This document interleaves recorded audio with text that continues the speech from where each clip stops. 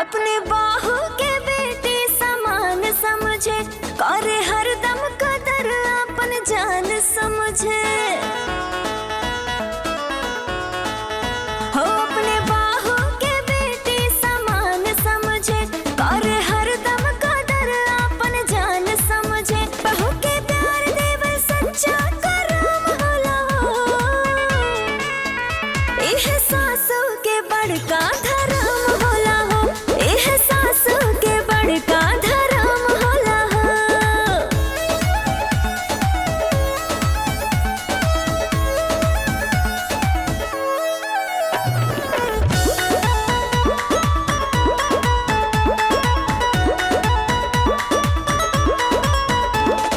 घरवा के लक्ष्मी बहू के माने, हरदम बुलावे प्यार से। खुश रहे घर में आपन बहू, ममता और दुलार से। गलती पे गलती जरूर बतावे, ओके तरीका सिखावे हो।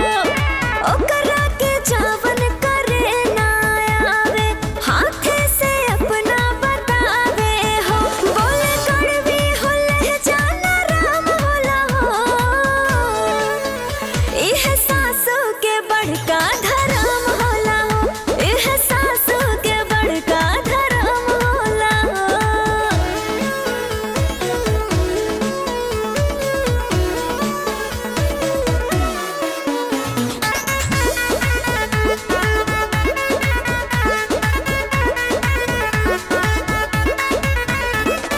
क्रूर नाही होखे, जालिम ना होखे, एगो निर्दयिया के जैसे हो।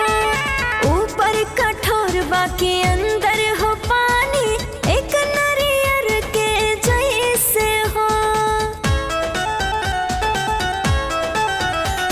तरीका बतावे ना नीचा दिखावे, बिना मतलब ना उलझे हो।